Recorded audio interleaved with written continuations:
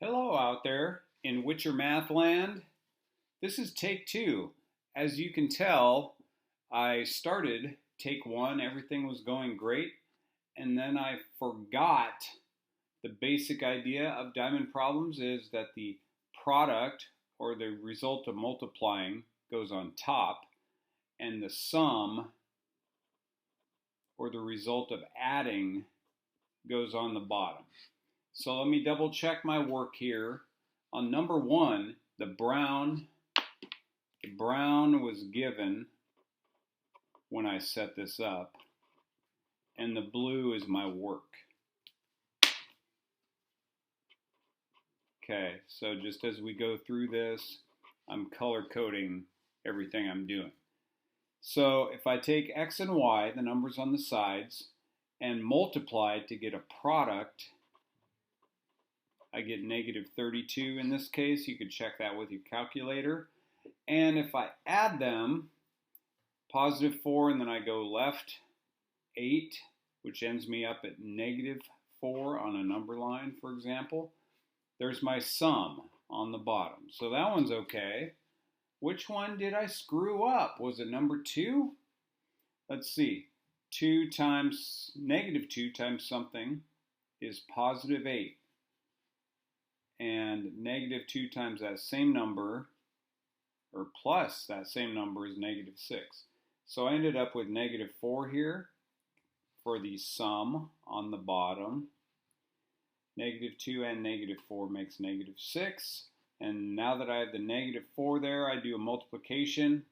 Same sign, positive product. So that one's okay. This one was okay. I'm thinking I probably messed up here on the number 3. Let's check it out. Let's check my work. Did I do this one right? Product on top. Negative 1 times 7? No. That is not right. So 6. Okay. The sum goes on the bottom. So that means negative 1 plus something makes negative 7. If I add 6 more negatives to it, I get that.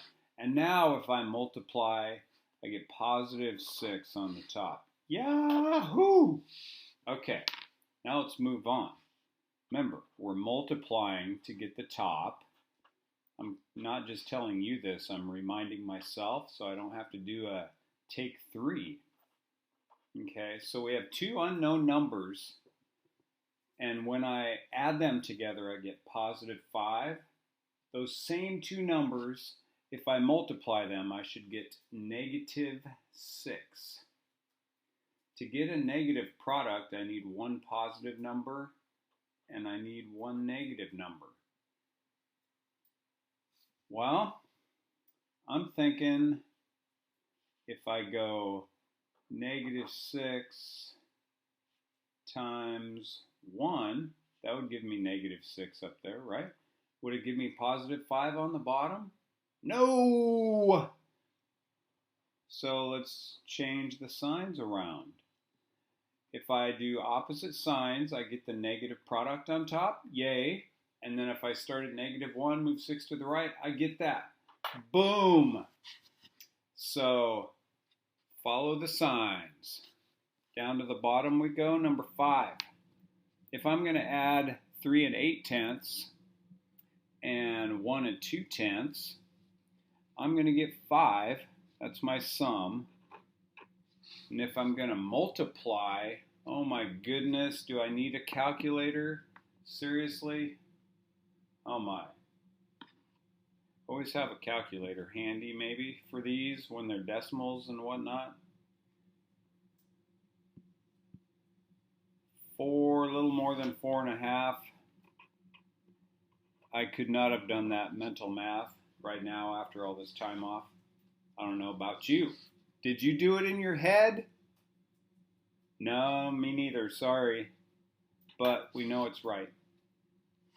All right, 8 and 1/10 plus something makes 3 and 1/10.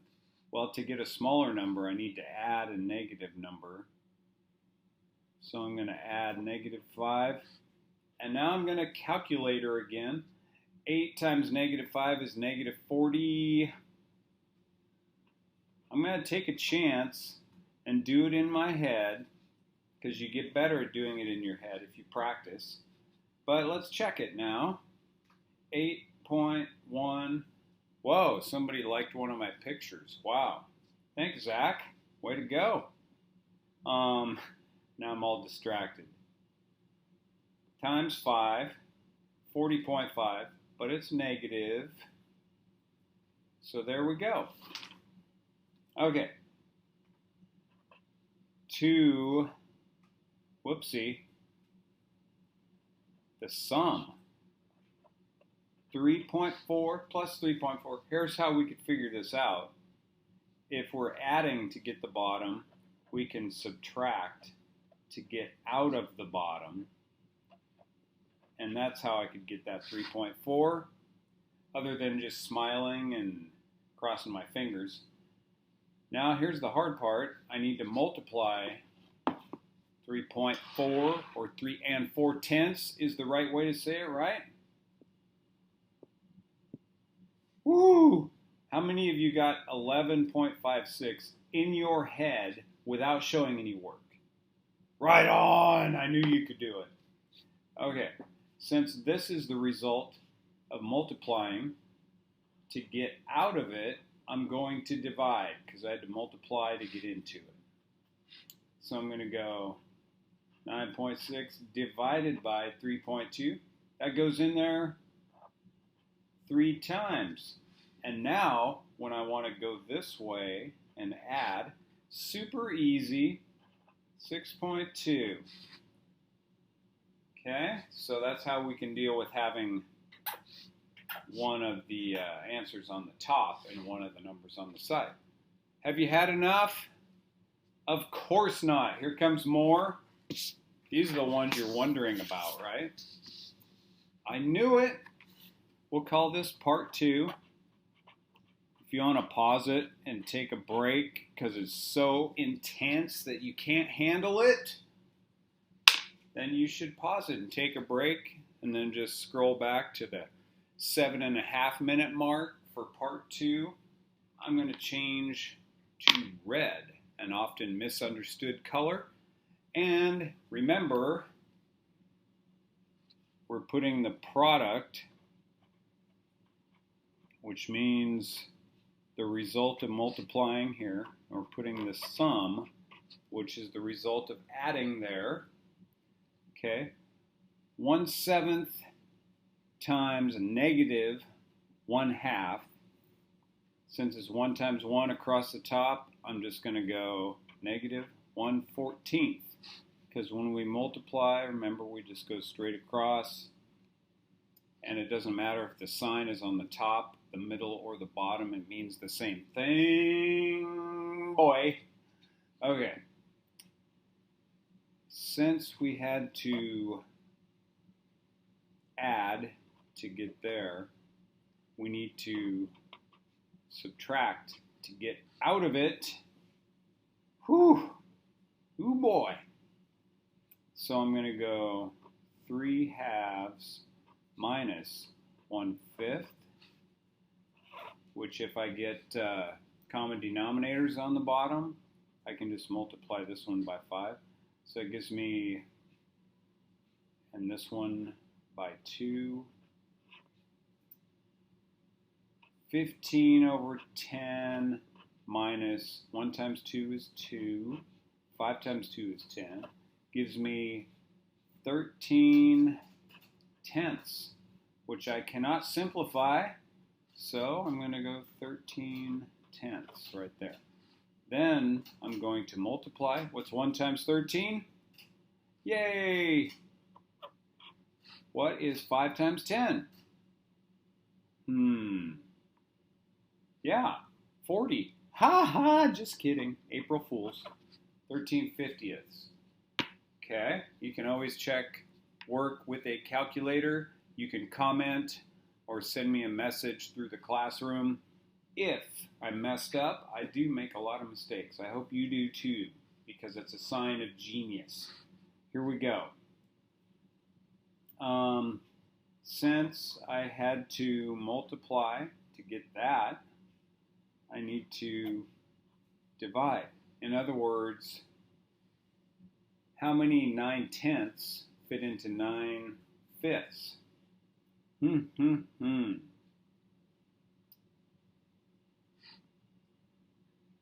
Ouch, that's a rough one. 9/10 times some fraction gave me 9/5. 9 times 1 is 9, and 10 times 1/2. 2? Is it 2? Let's check it out. 9/10 times 2 equals 18/10, which makes 9/5. If I add these together, then I'm going this way, I'm going plus, so I get 2 and 9/10. Did you get that? I'm being spied on off to the side by my daughter. We've got 5 problems left though, so let's go.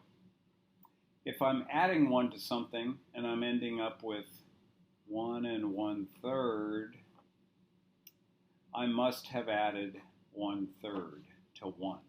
Because after all, 1 is the same as 3/3, 3 out of 3. So when I add those together, I get 4/3. And when I multiply anything by 1, I get that thing. I liked that one. Did you? Not so much? Okay, I'm going to go to this one because I like this. This is the alphabet. This is the alphabet, baby. Let's go. So we're going the sum down here, which just means I want x plus v. And on the top, the product, which means multiply. So x times v, just put xv there. And if we're thinking Roman numerals for some reason, that would be a 10, that would be a 5. This would be 50, this would be 15. I don't know if you were thinking that, but when I see X's and V's, the first thing I think of is the Super Bowl. And then the next thing I think of is Roman numerals. This is the Super Bowl trophy, of course, the Vince Lombardi trophy.